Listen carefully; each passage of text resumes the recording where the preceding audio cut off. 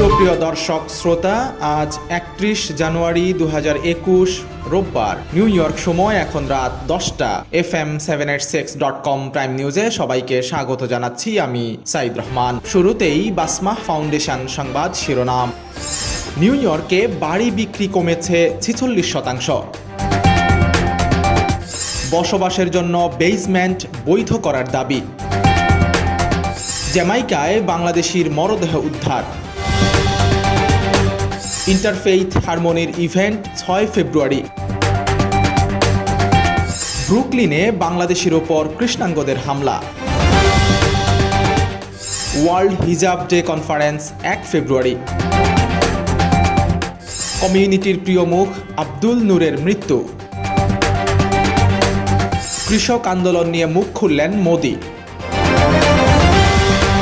ফিলিস্তিনিদের ভ্যাকসিন দিচ্ছে ইসরায়েল। টিকা পেতে নিবন্ধনের শেষ তারিখ 5 ফেব্রুয়ারি। ট্রাম্পকে ছেড়ে যাচ্ছেন 5 আইনজীবী। আরও 2 বছর খেলবেন শহীদ খান আফ্রিদি। এতক্ষণ শুনছিলেন শিরোনাম, এবারে বিস্তারিত। শুরুতেই বিসমিল্লাহ হালাল লাইভ পোল্ট্রি নিউ ইয়র্কের কমিউনিটি সংবাদ। ইন্টারেস্ট রেট কম থাকা সত্ত্বেও নিউ ইয়র্ক সিটিতে বাড়ি বিক্রির হার কমেছে। এই তথ্য নিশ্চিত করেছে real estate board of New York কর্তৃপক্ষ। তাদের হিসাব মতে 2020 সালে প্যান্ডেমিকের কারণে ক্রয় কমেছে আগের তুলনায় 46%। এর কারণ হিসেবে রিয়েল এস্টেট বোর্ডের প্রেসিডেন্ট জেমস ওয়েলান আর্থিক অনিশ্চয়তার কথা উল্লেখ করেছেন। তিনি মনে করেন, প্রেসিডেন্ট বাইডেনের প্রস্তাবিত তৃতীয় স্টিমুলাস প্যাকেজ পাস হলে ক্রেতাদের মধ্যে আত্মবিশ্বাস ফিরে আসবে। This pandemic has devastated our communities. We've lost family and friends, jobs and businesses. We need strong leaders with creative ideas to help guide a fair recovery. Dr. Neeta Jan is a psychologist who dedicated her life to supporting children in our schools, advocating nonviolence to keep our streets safe, and fighting for better mental health care. I'm running for City Council District 24 to help our residents heal. For a leader who will put her community first, vote Neeta Jan for City Council on February 2nd. Jamaica এলাকার hillside অ্যাভিনিউর নিজ বাসা থেকে 21 বছর বয়সী জিমাম চৌধুরী নামে এক বাংলাদেশি তরুণের লাশ উদ্ধার করেছে পুলিশ। জিমামের ঘরের দরজায় অনেকবার ধাক্কা দিয়ে এবং মোবাইলে যোগাযোগ করে কোনো সাড়া শব্দ না পাওয়ার পর পুলিশকে অবহিত করা হয়। পরে পুলিশ এসে জিমামের লাশ উদ্ধার করে। নিউ ইয়র্কের জালালাবাদ অ্যাসোসিয়েশনের সাবেক সাধারণ সম্পাদক জেড চৌধুরী জুয়েলের একমাত্র ছেলে জিমাম। জুয়েল ও তার পরিবারের অন্যান্য সদস্যরা বর্তমানে বাংলাদেশে অবস্থান করছেন।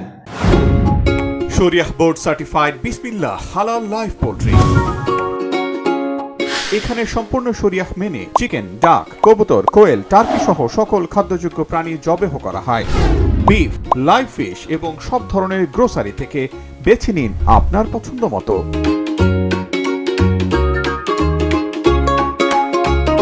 বিসমিল্লাহ হালাল লাইভ পোল্ট্রি। বিসমিল্লাহর পণ্য কিনুন, হালাল বিষয়ে নিশ্চিন্ত থাকুন। 37/15 55 Street, Woodside, New York 11377. Phone 718-2057-200. New York সিটিতে বেসমেন্টকে বসবাসের জন্য স্থায়ীভাবে বৈধ করার দাবি উঠেছে। এ নিয়ে বেজ ক্যাম্পেইন নামে একটি আন্দোলনের সূচনা করেছে সিডিসি। নিউ ইয়র্ক সিটিতে দক্ষিণ এশীয় ইমিগ্রেন্টদের হাউজিং নিয়ে কাজ করা সংগঠন ছায়া সিডিসি এই আন্দোলনের নেতৃত্ব দিচ্ছে। অসহায় মানুষের পাশে দাঁড়াতে রোহিঙ্গা শরণার্থী ও বাংলাদেশি জনগোষ্ঠীর জন্য অবিরাম কাজ করে যাচ্ছে বাসমাহ। বর্তমানে বাংলাদেশে বাসমার 10টিরও বেশি প্রকল্প চলমান রয়েছে। বাসমার এই প্রচেষ্টায় যোগ দিতে এগিয়ে আসুন আপনিও।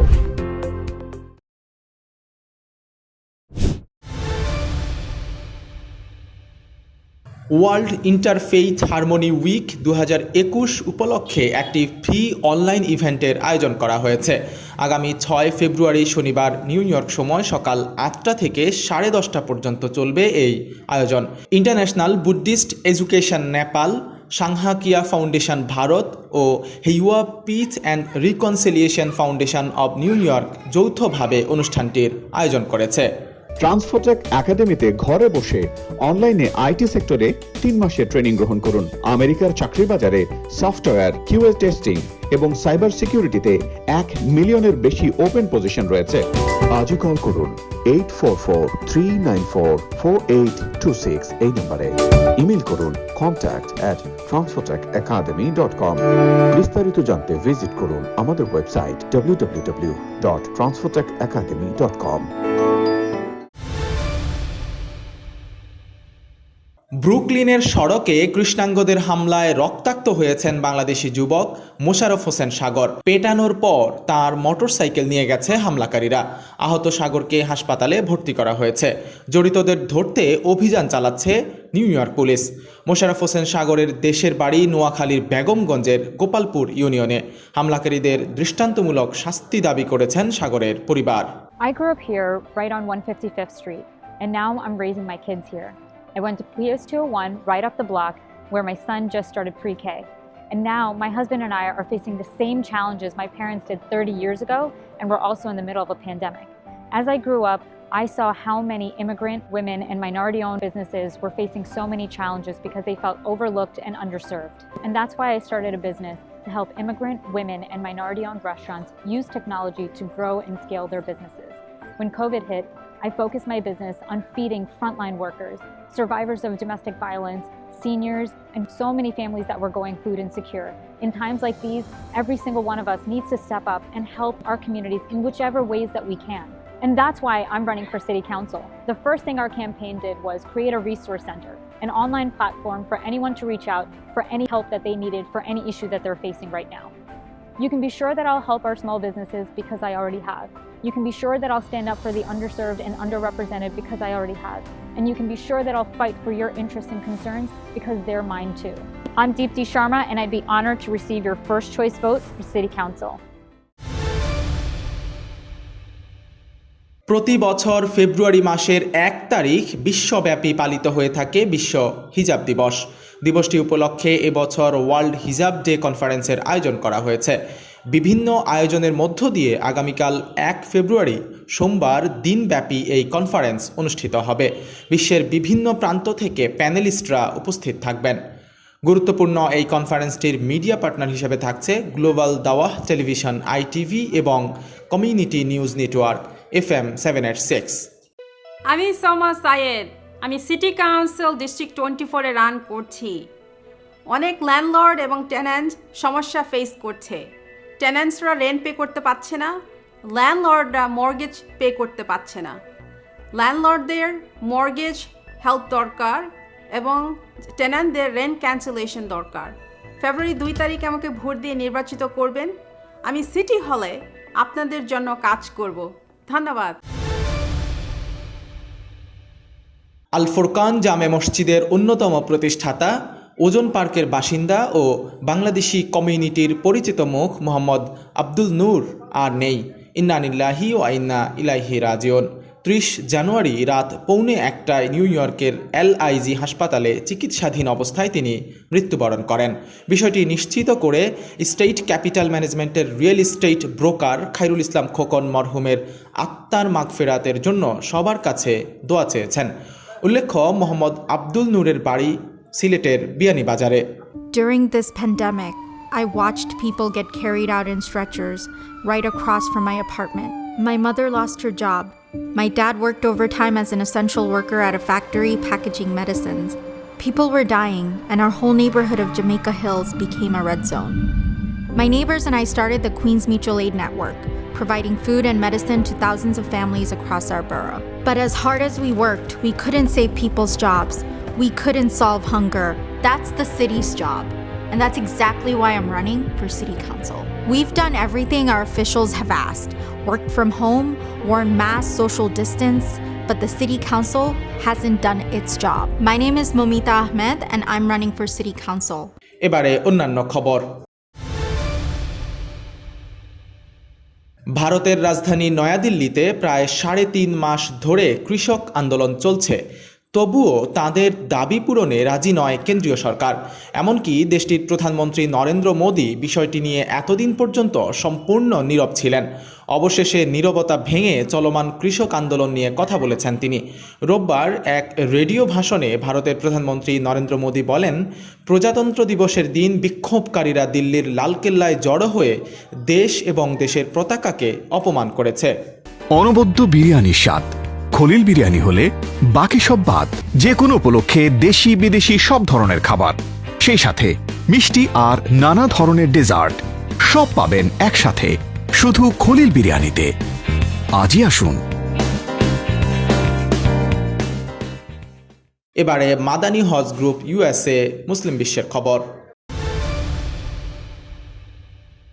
অবশেষে ফিলিস্তিনি সম্মুখ সারির যোদ্ধা তথা স্বাস্থ্যকর্মীদের জন্য 5,000 ডোজ কোভিড-19 ভ্যাকসিন সরবরাহ করতে সম্মত হয়েছে ইসরায়েল। আজ রোববার এক ঘোষণায় এই তথ্য জানিয়েছে ইসরায়েলি প্রতিরক্ষা মন্ত্রী বেনি গ্যান্টজের কার্যালয়। আরব নিউজের খবরে বলা হয়েছে, ইসরায়েল প্রথমবারের মতো ফিলিস্তিনিদের কাছে ভ্যাকসিন স্থানান্তরের বিষয়টি নিশ্চিত করল। অথচ কিছুদিন আগ পর্যন্ত তারা ফিলিস্তিনিদের ভ্যাকসিন দিতে অস্বীকৃতি জানিয়েছিল। My name is Mohammed Majumdar. Since 1989, I have been living in Parkchester. I have spent the last 30 years in the community organizing and helping my district because the actual people in the community need a voice. I want to continue build the Bronx. I cannot build alone. So in June 2021, I'm asking for your vote. Paid for by Majumdar for the Bronx. এবারে বাংলাদেশ প্রসঙ্গ। বাংলাদেশে ইতোমধ্যে শুরু হয়ে গেছে COVID-19 টিকাদান কর্মসূচি। গত 27 জানুয়ারি থেকে এই কর্মসূচি শুরু হয়েছে। তবে গণহারে টিকা দেওয়া হবে আগামী 7 ফেব্রুয়ারি থেকে। টিকা গ্রহণের জন্য 27 জানুয়ারি থেকে অনলাইন নিবন্ধন কার্যক্রম শুরু হয়েছে। প্রথম ধাপের এই কার্যক্রমের জন্য আগামী 5 ফেব্রুয়ারি পর্যন্ত নিবন্ধন করা যাবে। আজ রোববার সরকার ও স্বাস্থ্য মন্ত্রণালয় সূত্রে এই তথ্য নিশ্চিত করা হয়। My name is Dilip Nath. I'm an organizer, financial expert, technologist, and innovator. I'm running for New York City Council because our city is facing a crisis and we need real leadership. My name is Dilip Nath. I am asking you to use your voice for me on February 2nd, 2021. Together, we can rebuild this city. Dilip Nath is endorsed by Congressman Tom Sauzy, State Senator Roxanne Persaud, Deputy Speaker and Assemblywoman Kathy Nolan, former Councilwoman Elizabeth Crowley. FM 786 prime নিউজে এবার একটি বিরতির পর ফিরে এসে জানাবো আরও কিছু গুরুত্বপূর্ণ খবর। সাদাকা ফাউন্ডেশন ইউএসএ মার্কিন যুক্তরাষ্ট্র ভিত্তিক সাহায্য সংস্থা, জাতি ধর্ম বর্ণ নির্বিশেষে বিপন্ন মানবতার পাশে সব সময়। করোনা মহামারীর এই দুর্যোগে 7 দিন 24 ঘন্টা আপনার পাশে আছে সাদাকা ফাউন্ডেশন। আপনিও সাথে থাকুন। Hotline number 7182009222। বিরতির পর আবারও স্বাগত FM 786 প্রাইম নিউজে, সঙ্গে আছি সাইদ রহমান। এবারে খলিল বিরিয়ানি যুক্তরাষ্ট্রের খবর।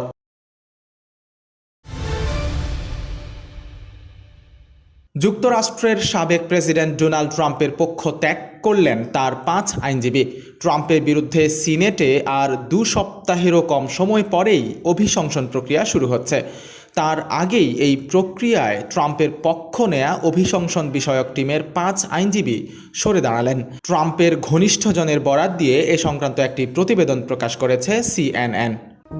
হাঁটতে চলতে পা ব্যথা, পা ফোলা, ভেরিকোজ ভেন সহ রক্তনালীর যে কোনো সমস্যার জন্য আজই সাইনাই ভাস্কুলার গ্রুপের সাথে যোগাযোগ করুন। সকল চিকিৎসা আমাদের অত্যাধুনিক অ্যাম্বুলেটরি সার্জারি সেন্টারে করা হয়।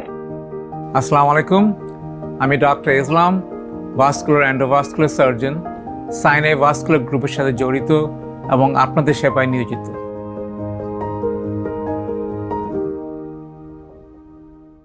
এবারে খেলার খবর। আরব আমিরাতে অনুষ্ঠিত টি10 লিগে মাঠে নেমেছেন পাকিস্তানের ক্রিকেট দলের সাবেক অধিনায়ক শহীদ আফ্রিদি। প্রথম ম্যাচেই বাজিমাত করেছেন তিনি। 2 ওভারে মাত্র 16 রান খরচায় 2 উইকেট নিয়ে জিতেছেন ম্যাচ সেরার পুরস্কার। ম্যাচ শেষে পুরস্কার বিতরণী অনুষ্ঠানে 41 বছর বয়সী আফ্রিদি জানিয়েছেন আরও 2 বছর ক্রিকেট খেলে যাবেন তিনি, কারণ ভক্তরা এখনও তাকে মাঠে দেখতে চায়। FM786.com প্রাইম নিউজ এখনকার মতো এ পর্যন্তই। বিদায় নেবার আগে আবারও জানিয়ে দিচ্ছি বাসমাহ ফাউন্ডেশন প্রধান খবরগুলো। নিউ ইয়র্কে বাড়ি বিক্রি কমেছে 46%। বসবাসের জন্য বেসমেন্ট বৈধ করার দাবি। জ্যামাইকায় বাংলাদেশির মরদেহ উদ্ধার। ইন্টারফেইথ হারমোনির ইভেন্ট 6 ফেব্রুয়ারি। ব্রুকলিনে বাংলাদেশির ওপর কৃষ্ণাঙ্গদের হামলা। ওয়ার্ল্ড হিজাব ডে কনফারেন্স 1 ফেব্রুয়ারি। কমিউনিটির প্রিয় মুখ আব্দুল নূরের মৃত্যু। কৃষক আন্দোলন নিয়ে মুখ খুললেন মোদি। ফিলিস্তিনিদের ভ্যাকসিন দিচ্ছে ইসরায়েল। টিকা পেতে নিবন্ধনের শেষ তারিখ 5 ফেব্রুয়ারি। ট্রাম্পকে ছেড়ে যাচ্ছেন 5 আইনজীবী। আরও 2 বছর খেলবেন শহীদ খান আফ্রিদি। সবাই ভালো থাকুন, সুন্দর থাকুন, এই শুভকামনায় আজকের মতো এখানেই বিদায় নিচ্ছি আমি সাইদ রহমান।